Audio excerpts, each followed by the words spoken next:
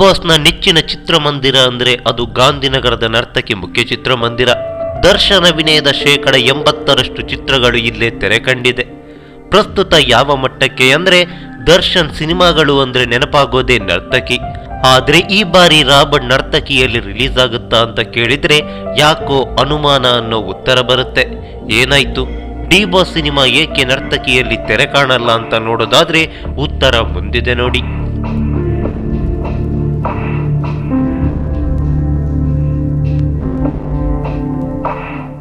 S, ಇಂದು ಅಂದ್ರೆ February 5ರಂದು 3 ಚಿತ್ರಗಳು ತೆರೆ ಕಾಣ್ತಿದೆ.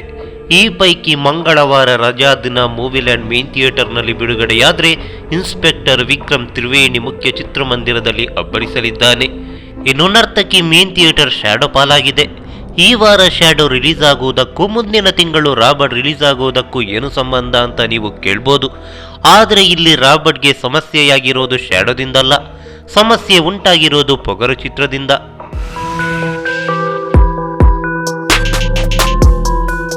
ಫೆಬ್ರವರಿ 19 ಶುಕ್ರವಾರ ಅಂದ್ರೆ ಇನ್ನು 2 ವಾರದ ಬಳಿಕ ಇದೇ ನರ್ತಕಿಯಲ್ಲಿ ಪೊಗರು ಚಿತ್ರ ರಿಲೀಸ್ ಆಗಲಿದೆ. ಈಗಾಗಲೇ ಚಿತ್ರಮಂದಿರದಲ್ಲಿ ಪೊಗರು ಚಿತ್ರದ ಕಮಿಂಗ್ ಸೂನ್ ಬೋರ್ಡ್ ರಾರಾಜಿಸ್ತಾ ಇದೆ. ಹೀಗಾಗಿ ಫೆಬ್ರವರಿ 19ರಂದು ಶ್ಯಾಡೋವನ್ನು ಕಿಕ್ಔಟ್ ಮಾಡಿ ನರ್ತಕಿಯಲ್ಲಿ ಪೊಗರು ರಿಲೀಸ್ ಆಗೋದು ಕನ್ಫರ್ಮ್. ಈ ಬೆಳವಣಿಗೆಯೇ ರಾಬರ್ಟ್ಗೆ ಸಮಸ್ಯೆಯಾಗಿರೋದು. ಏಕೆಂದ್ರೆ ಪೊಗರು ರಿಲೀಸ್ ಆದ ಕೇವಲ 20 ದಿನಗಳಲ್ಲಿ ಅಂದ್ರೆ ಮಾರ್ಚ್ 11ರಂದು ರಾಬರ್ಟ್ ಬಿಡುಗಡೆಯಾಗಲಿದೆ. ಹೀಗಾಗಿ 20 ದಿನಗಳಲ್ಲಿ ಪೊಗರು ತಂಡ ರಾಬರ್ಟ್ಗೆ ನರ್ತಕಿಯನ್ನು ಬಿಟ್ಟುಕೊಡುತ್ತಾ ಯಾವ ಆಯಾಮದಿಂದ ತಾಳೆ ಹಾಕಿದ್ರೂ ಅಸಾಧ್ಯ ಅನ್ನೋ ಉತ್ತರ ಬರುತ್ತೆ.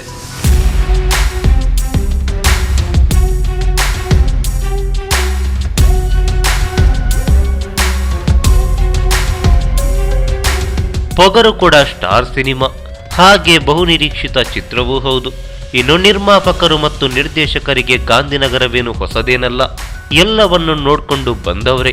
ಹೀಗಾಗಿ 3 ವಾರವೂ ಪೂರೈಸದೆ ಪೊಗರು ಚಿತ್ರವನ್ನು ಮುಖ್ಯ ಚಿತ್ರಮಂದಿರದಿಂದ ತೆಗೆಯಲು ಹೇಗೆ ಸಾಧ್ಯ?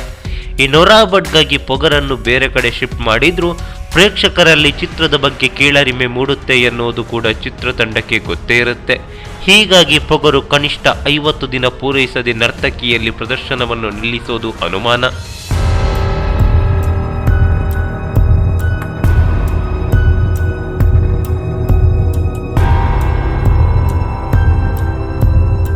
ಹಾಗಾದ್ರೆ ರಾಬರ್ಟ್ಗೆ ಮುಂದಿನ ಆಯ್ಕೆ ಯಾವುದು ಅಂತ ನೋಡೋದಾದ್ರೆ ಪಕ್ಕದ ಸಂತೋಷ್ ಚಿತ್ರಮಂದಿರದಲ್ಲಿ ರಿಲೀಸ್ ಆಗುವ ಸಾಧ್ಯತೆ ಇದೆ. ಏಕೆಂದ್ರೆ ಡಿ ಬಾಸ್ನ ಜಗ್ಗುದಾದ, ಐರಾವತ, ಚಕ್ರವರ್ತಿ ಸೇರಿದಂತೆ ಒಂದಿಷ್ಟು ಚಿತ್ರಗಳು ಇಲ್ಲೇ ರಿಲೀಸ್ ಆಗಿವೆ. ಆದ್ರೂ ಇಲ್ಲೊಂದು ತೊಡಕಿದೆ. ಅದೇ ಏಪ್ರಿಲ್ 1ರಂದು ಅಪ್ಪು ಸರ್ ಅವರ ಯುವರತ್ನ ಪವರ್ ಸ್ಟಾರ್ ಸಿನಿಮಾ ಅಂದ್ರೆ ಅದಕ್ಕೆ ಸಂತೋಷ್ ಮುಖ್ಯ ಚಿತ್ರಮಂದಿರ ಕಾಯಂ. ಹೀಗಾಗಿ ಸಂತೋಷ್ ಚಿತ್ರವನ್ನು ಮುಟ್ಟೋಕೆ ಹೋಗಲ್ಲ. ಉಳಿದ ಚಿತ್ರಮಂದಿರಗಳತ್ತ ನೋಡೋದಾದ್ರೆ ತ್ರಿವೇಣಿಯಲ್ಲಿ ದರ್ಶನ್ ಸಿನಿಮಾಗಳು ರಿಲೀಸ್ ಆಗುತ್ತೆ ಅಂದ್ರೆ ಗಾಂಧಿನಗರವೇ ನಗುತ್ತೆ. ಇನ್ನು ಇದರ ಪಕ್ಕದ ಅನುಪಮ ಮತ್ತು ಹಿಂದಿ ಚಿತ್ರಗಳ ಕಾಯಮಡ್ಡ ಅಭಿನಯ ಇನ್ನೂ ತೆರೆದಿಲ್ಲ. ತೆರೆದ್ರೂ ಅಭಿನಯದಲ್ಲಿ ಡಿ ಬಾಸ್ ಚಿತ್ರವನ್ನು ಪ್ರದರ್ಶಿಸೋದೇ ಇಲ್ಲ. ಅನುಪಮದಲ್ಲಿ ಈ ಹಿಂದೆ ಪುರ್ಕಿ ತೆರೆ ಕಂಡು ಶತಕ ಬಾರಿಸಿದ್ರು ಅಲ್ಲಂತೂ ರಾಬರ್ಟ್ ತೆರೆ ಕಾಣಲ್ಲ. ಇನ್ನು ಆ ಮೂಲೆಯಲ್ಲಿರೋ ಮೂವಿಲ್ಯಾಂಡ್ನಲ್ಲಿ ರಾಬರ್ಟ್ ತೆರೆ ಕಾಣೋದು ಕನಸಿನ ಮಾತಾದ್ರೆ, ಈ ಮೂಲೆಯಲ್ಲಿರುವ ಭೂಮಿಕದಲ್ಲಿ ಯೋಧ ತೆರೆ ಕಂಡಿತ್ತಾದ್ರೂ ಪ್ರಸ್ತುತ ರಾಬರ್ಟ್ ತೆರೆ ಕಾಣೋದಕ್ಕೆ ಸಾಧ್ಯವೇ ಇಲ್ಲ. ಹಾಗಾದ್ರೆ ಭೂಮಿಕದ ಮುಂದಿರುವ ಮೇನಕದಲ್ಲಿ ತೆರೆ ಕಾಣುತ್ತಾ? ಲಾಕ್ಡೌನ್ ಬಳಿಕ ಚಿತ್ರಮಂದಿರ ತೆರೆದಿಲ್ಲ.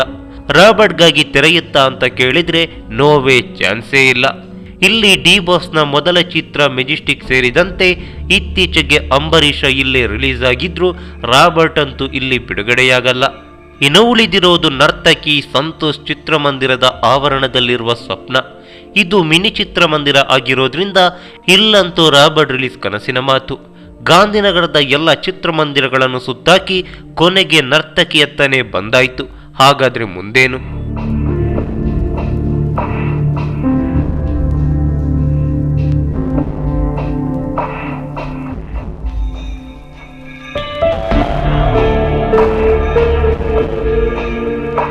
ಇದು ಸಿನಿಮಾದ ಬಗ್ಗೆ ಮಾಹಿತಿ ಕೊಡುವ ಚಾನಲ್ ಆಗಿದ್ದು, ರಹಸ್ಯಕಾರಿ ದ್ವೀಪಗಳು, ಮತ್ಸ್ಯಲೋಕದ ವಿಚಿತ್ರಗಳು, ಭಯಾನಕ ಸ್ಥಳಗಳು, ಪುರಾತನ ಇತಿಹಾಸಗಳು ಹೀಗೆ ಕುತೂಹಲಕಾರಿ ವಿಚಾರಗಳನ್ನು ತಿಳಿದುಕೊಳ್ಳುವ ಆಸಕ್ತಿ ನಿಮಗಿದ್ರೆ ದಯವಿಟ್ಟು ಜಿಯೋಗ್ರಫಿ ಕನ್ನಡ ಯೂಟ್ಯೂಬ್ ಚಾನಲ್ಗೆ ಭೇಟಿ ಕೊಡಿ. ಕೋಸ್ಟಲ್ ಕನ್ನಡಕ್ಕೆ ನೀವು ನೀಡಿರೋ ಪ್ರೋತ್ಸಾಹದಂತೆ ಜಿಯೋಗ್ರಫಿ ಕನ್ನಡಕ್ಕೂ ನಿಮ್ಮ ಪ್ರೀತಿ ಪ್ರೋತ್ಸಾಹ ಅತ್ಯಗತ್ಯ. ಇದರ ಲಿಂಕ್ ಅನ್ನು ಡಿಸ್ಕ್ರಿಪ್ಷನ್ ನಲ್ಲಿ ಹಾಕಲಾಗಿದೆ. ದಯವಿಟ್ಟು ಈ ಚಾನಲ್ಗೂ ಸಬ್ಸ್ಕ್ರೈಬ್ ಮಾಡಿ ವಿಡಿಯೋಗಳನ್ನು ವೀಕ್ಷಿಸಿ ಆಶೀರ್ವದಿಸಿ.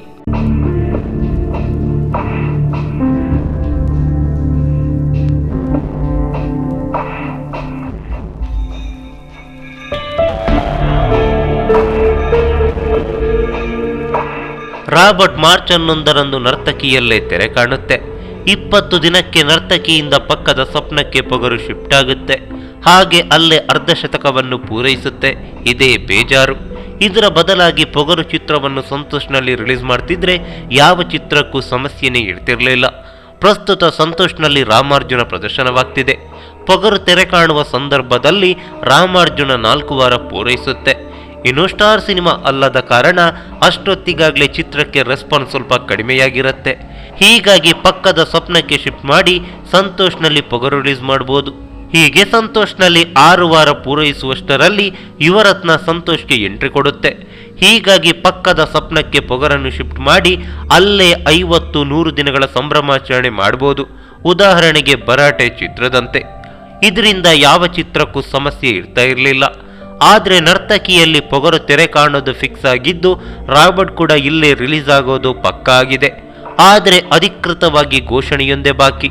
ಇನ್ನು ಪೊಗರು ನರ್ತಕಿಯಲ್ಲಿ ರಿಲೀಸ್ ಆಗೋದ್ರಿಂದ 20 ದಿನಗಳಲ್ಲಿ ಚಿತ್ರಮಂದಿರವನ್ನು ರಾಬರ್ಟ್ಗೆ ಬಿಟ್ಟು ಕೊಡಬೇಕಾಗುತ್ತೆ. ಇದರಿಂದ ಪೊಗರು ಚಿತ್ರಕ್ಕೇನೆ ಕಪ್ಪು ಚುಕ್ಕೆ. ಚಿತ್ರದ ಇಮೇಜ್ಗೆ ಇದರಿಂದ ಕೊಂಚ ಡ್ಯಾಮೇಜ್ ಆಗುತ್ತೆ. ಪ್ರತಿಷ್ಠೆಗಾಗಿ ನಾವೇ ಕಾದಾಡುವ ಬದಲು ಚಿತ್ರರಂಗದ ಒಳಿತಿಗಾಗಿ ಅವರವರೇ ಯೋಚಿಸಿ ಪರಿಹಾರ ಕಂಡುಕೊಳ್ಳುವುದೇ ಸೂಕ್ತ ಅನ್ನೋದು ನಮ್ಮ ಅನಿಸಿಕೆ.